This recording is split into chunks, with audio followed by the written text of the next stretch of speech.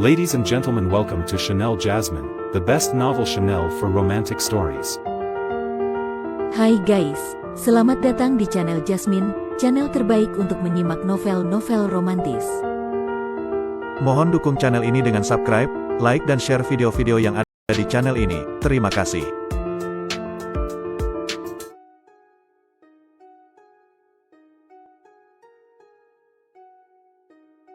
Perintah Kaisar Naga bab 5063, 5064, 5065. Utusan patroli kuil, kenapa dia ada di sini juga? Seru Huo Jingjing. Utusan patroli itu menunduk dengan dingin, dan matanya akhirnya tertuju pada Dev. Wah, aku di sini untuk membalas dendam. Utusan patroli itu berkata dengan dingin. Aku tidak menyangka kamu akan memulihkan tubuhmu secepat itu, tetapi tidak ada gunanya bagimu untuk memulihkan tubuhmu. Karena jika aku membunuhmu sekarang, itu akan memakan waktu beberapa menit. Dev mencibir. Dia sekarang adalah kultivator di alam dispersi keabadian tingkat ketiga, dan tidak masalah untuk berurusan dengan utusan patroli ini. Aku tidak menyangka bahwa hanya dalam beberapa hari, kamu benar-benar mencapai alam dispersi keabadian tingkat ketiga, tetapi itu tidak berguna. Aku datang dengan persiapan kali ini. Setelah utusan patroli selesai berbicara, para kultivator kuil di belakangnya meledak dengan aura yang menakutkan. Orang-orang ini bukan dari aula ke-8, tetapi orang-orang kuat yang dibawa oleh utusan patroli sendiri. Berapa banyak orang yang kamu bawa? Kamu boleh membawa sebanyak yang kamu mau untuk menggertak yang sedikit dengan mayoritas, aku tidak takut sama sekali. Dev tidak peduli, tetapi Mo Qingyun, Humazi dan yang lainnya penuh dengan kesungguhan saat ini. Dev, sudah saatnya, kamu harus berhenti berpura-pura, pihak lain jelas akan datang dengan persiapan penuh. Humazi membujuk Dev. Dia tahu bahwa Dev suka berpura-pura, tetapi terkadang berpura-pura itu fatal. Master Hu, jangan khawatir, aku tidak berpura-pura kali ini. Dev tersenyum. Karena Dev sendiri memiliki garis bawah di dalam hatinya, dia masih memiliki dua patung prajurit di tubuhnya, dan kedua patung ini sangat kuat. Alam dispersi keabadian tingkat kelima dikalahkan oleh kedua patung ini, yang menunjukkan bahwa kekuatan kedua patung ini dapat mencapai alam dispersi keabadian tingkat ke-6 dan ke-7. Jika kedua patung itu bersatu, ledakan kekuatannya akan lebih tinggi. Yang terpenting adalah patung itu tidak memiliki kehidupan dan tidak takut mati, ini adalah hal yang paling penting. Pada saat ini, utusan patroli kuil mengarahkan pandangannya pada Huo Jingjing, lalu mengerutkan kening.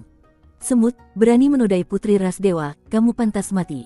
Utusan patroli kuil meraung. Dia melihat bahwa Huo Jingjing telah dinodai. Ketika Huo Zhao mendengar ini, matanya membelalak dan dia bertanya kepada Huo Jingjing, Jingjing, apakah seseorang telah menidurimu?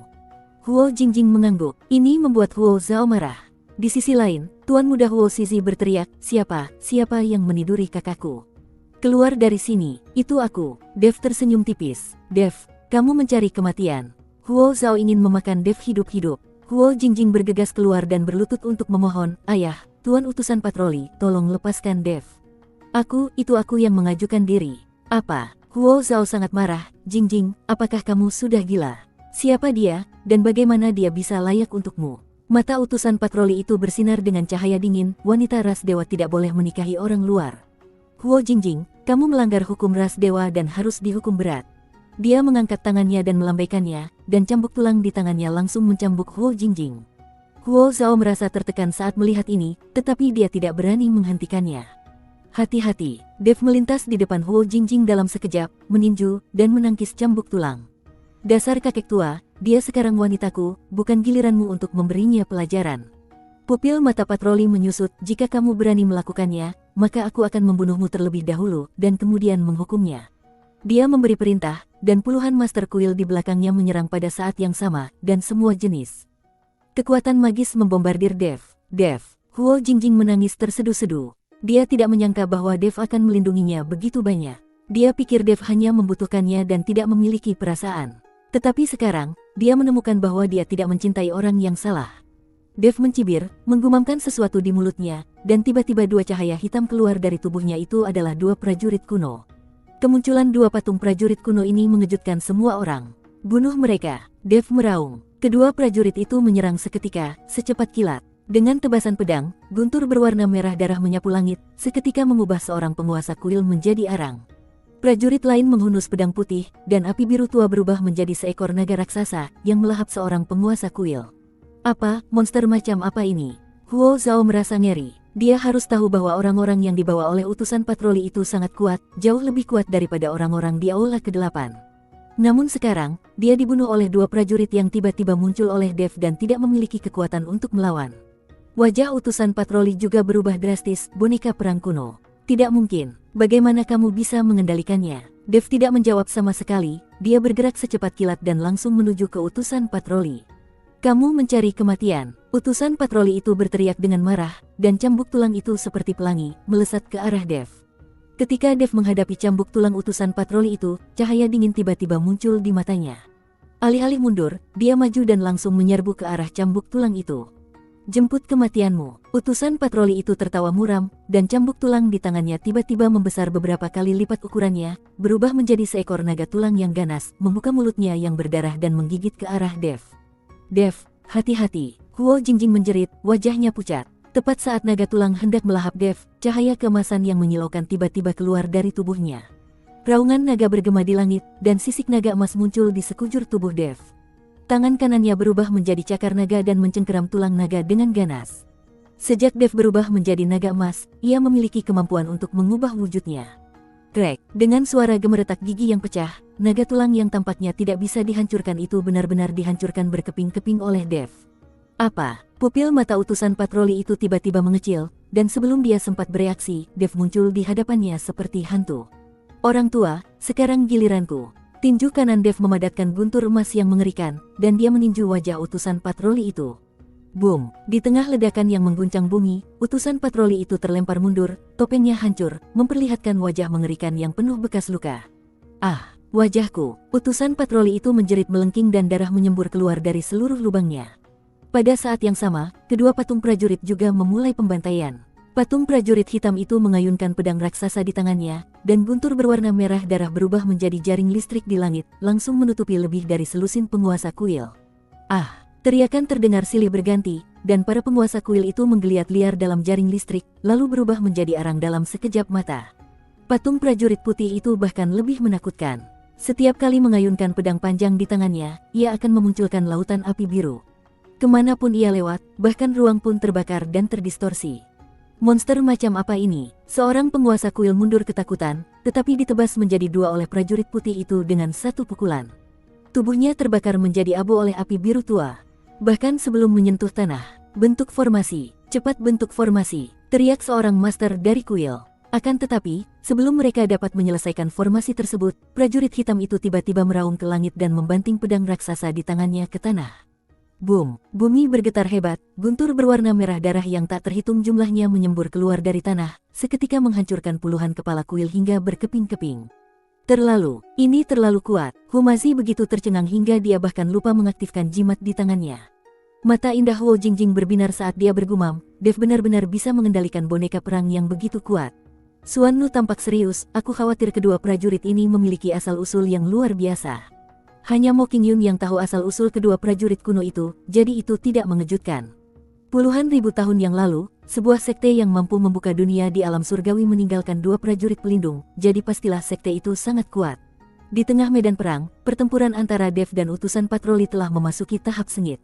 Huo Zhao menatapnya dengan tatapan kosong, dia benar-benar tercengang. Ayah, apakah dia butuh bantuanmu?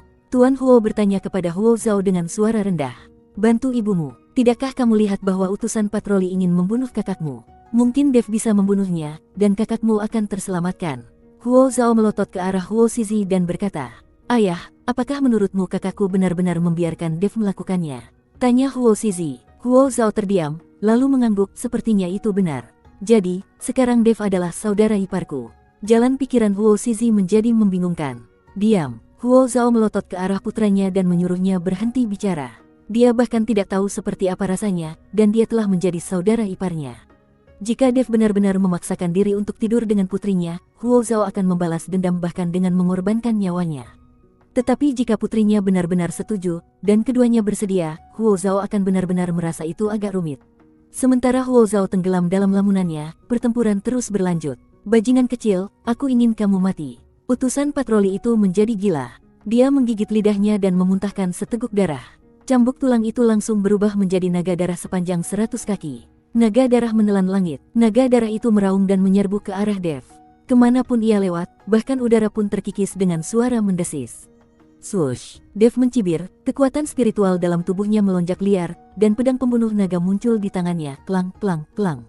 Suara pedang yang tak terhitung jumlahnya bergema di langit dan bumi, dan puluhan ribu bayangan pedang emas muncul di belakang Dev, melesat ke arah naga darah seperti hujan badai.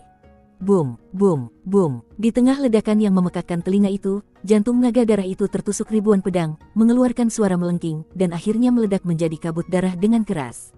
Tidak, ini tidak mungkin. Utusan patroli itu tampak pucat, menoleh ke arah Huo Zhao dan berkata, apa yang masih kamu lihat?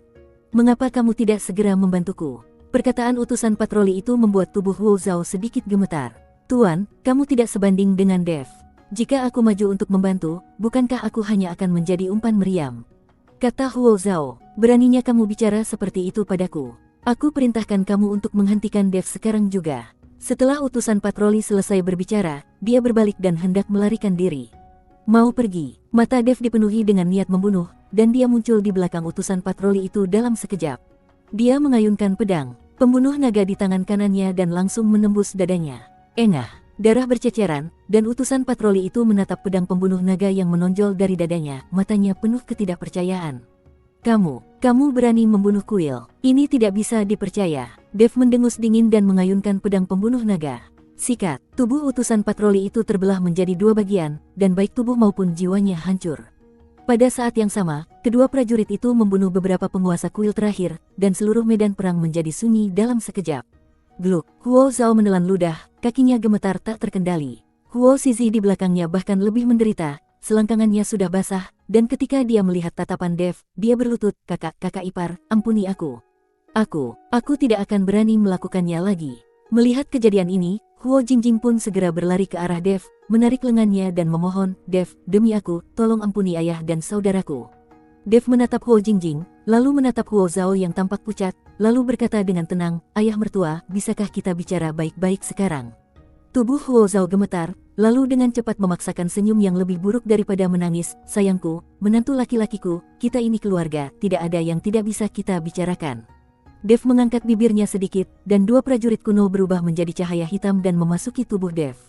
Dev kemudian memegang pinggang ramping Huo Jingjing dan berjalan menuju Huo Zhao. Dalam hal ini, Aula ke-8 akan berada di bawah komandoku mulai hari ini dan seterusnya.